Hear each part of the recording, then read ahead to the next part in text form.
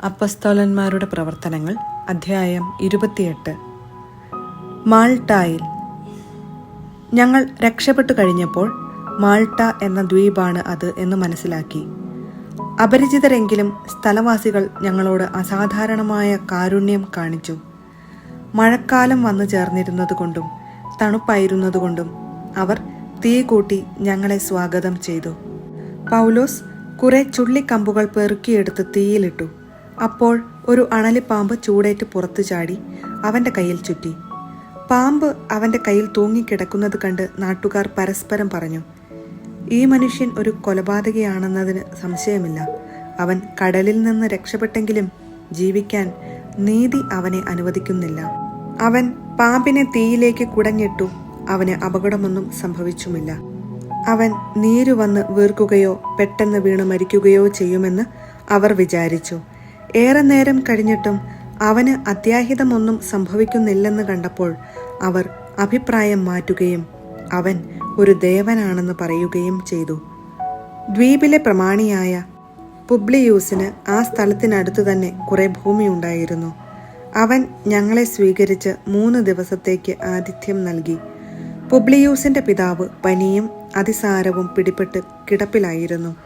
പൗലോസ് അവനെ സന്ദർശിച്ച് പ്രാർത്ഥിക്കുകയും അവന്റെ മേൽ കൈകൾ വെച്ച് സുഖപ്പെടുത്തുകയും ചെയ്തു. ഈ സംഭവത്തെ തുടർന്ന് ദ്വീപിലുണ്ടായിരുന്ന മറ്റു രോഗികളും അവന്റെ അടുക്കൽ വന്ന് സുഖം പ്രാപിച്ചുകൊണ്ടിരുന്നു. അവർ ഞങ്ങളെ വളരെയേറെ ബഹുമാനിച്ചു. ഞങ്ങൾ കപ്പൽ യാത്രയ്ക്കൊരുങ്ങിയപ്പോൾ ഞങ്ങൾക്ക് ആവശ്യമുള്ളതെല്ലാം അവർ കൊണ്ടുവന്നു തന്നു. റോമായിൽ 3 മാസത്തിനു ശേഷം ആ ദ്വീപിൽ ശൈത്യകാലത്ത് നങ്കൂരമടിച്ചിരുന്നതും ദിയോസ്കുറോയിയുടെ ചിഹ്നം പേറുന്നതുമായ ഒരു അലക്സാൻഡ്രിയൻ കപ്പലിൽ കയറി ഞങ്ങൾ യാത്ര പുറപ്പെട്ടു. ഞങ്ങൾ സിറാക്കൂസിലിറങ്ങി 3 ദിവസം താമസിച്ചു. അവിടെ നിന്ന് തീരം ചുറ്റി റേജിയും എന്ന സ്ഥലത്തു വന്നു ചേർന്നു. 1 ദിവസം കഴിഞ്ഞപ്പോൾ ഒരു തെക്കൻ കാറ്റ് വീശുകയാൽ 2-ാം ദിവസം ഞങ്ങൾ പുത്തയോളിൽ എത്തി. അവിടെ ഞങ്ങൾ ചില സഹോദരരെ കണ്ടു. ഒരാഴ്ച തങ്ങളോടൊപ്പം താമസിക്കാൻ അവർ ഞങ്ങളെ ക്ഷണിച്ചു. പിന്നെ ഞങ്ങൾ റോമായിൽ വന്നു ചേർന്നു. അവിടെയുള്ള സഹോദരർ ഞങ്ങളെക്കുറിച്ച് കേട്ടറിഞ്ഞ് ഞങ്ങളെ സ്വീകരിക്കുവാൻ ആപ്പിയൂസ് പുരവും ത്രിമണ്ഡപവും വരെ വന്നു. അവരെ കണ്ടപ്പോൾ പൗലോസ് ദൈവത്തിന് നന്ദി പറയുകയും ധൈര്യം ആർജിക്കുകയും ചെയ്തു. ഞങ്ങൾ റോമാ പട്ടണത്തിൽ പ്രവേശിച്ചു കഴിഞ്ഞപ്പോൾ ഒരു പടയാളിയുടെ കാവലോടെ ഇഷ്ടമുള്ളിടത്ത് താമസിക്കാൻ പൗലോസിന് അനുവാദം ലഭിച്ചു. യഹൂദരോട് പ്രസംഗിക്കുന്നു. 3 ദിവസം കഴിഞ്ഞ ശേഷം സ്ഥലത്തെ യഹൂദ നേതാക്കന്മാരെ അവൻ വിളിച്ചുകൂട്ടി. അവർ സമ്മേളിച്ചപ്പോൾ അവൻ അവരോട് പറഞ്ഞു, സഹോദരരെ, ജനത്തിനോ നമ്മുടെ പിതാക്കന്മാരുടെ ആചാരങ്ങൾക്കോ എതിരായി ഞാൻ ഒന്നും പ്രവർത്തിച്ചിട്ടില്ല.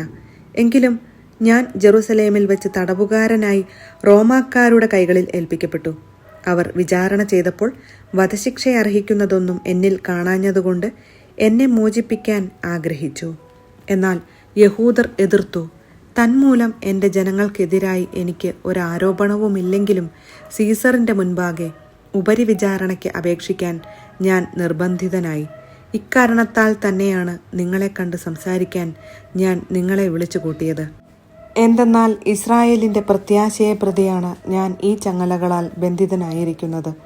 അവർ അവനോട് പറഞ്ഞു, നിന്നെക്കുറിച്ച് യൂദയായിൽ നിന്ന് ഞങ്ങൾക്ക് കത്തൊന്നും ലഭിച്ചിട്ടില്ല.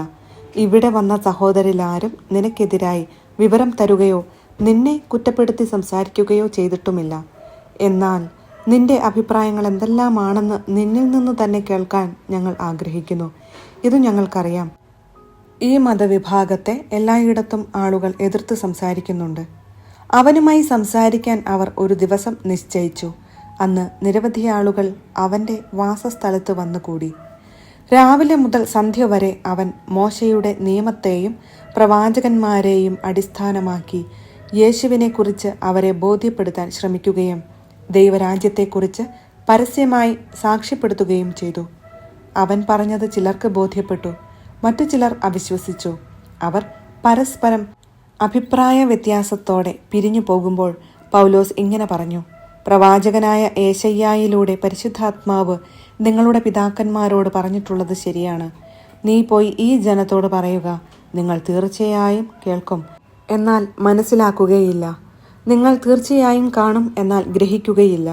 അവർ കണ്ണുകൊണ്ട് കാണുകയും കാതുകൊണ്ട് കേൾക്കുകയും ഹൃദയം കൊണ്ട് മനസ്സിലാക്കുകയും മാനസാന്തരപ്പെടുകയും ഞാൻ അവരെ സുഖപ്പെടുത്തുകയും ചെയ്യുക അസാധ്യം. അത്രയ്ക്കും ഈ ജനതയുടെ ഹൃദയം കഠിനമായി തീർന്നിരിക്കുന്നു. ചെവിയുടെ കേൾവി മന്ദീഭവിച്ചിരിക്കുന്നു, കണ്ണ് അവർ അടച്ചു കളഞ്ഞിരിക്കുന്നു. അതിനാൽ നിങ്ങൾ ഇത് അറിഞ്ഞുകൊള്ളുവിൻ, ദൈവത്തിൽ നിന്നുള്ള ഈ രക്ഷ വിജാതീയരുടെ പക്കലേക്ക് അയക്കപ്പെട്ടിരിക്കുന്നു. അവർ അത് കേൾക്കുകയും ചെയ്യും. അവൻ സ്വന്തം ചെലവിൽ ഒരു വീട് വാടകയ്ക്കെടുത്ത് 2 വർഷം മുഴുവൻ അവിടെ താമസിച്ചു.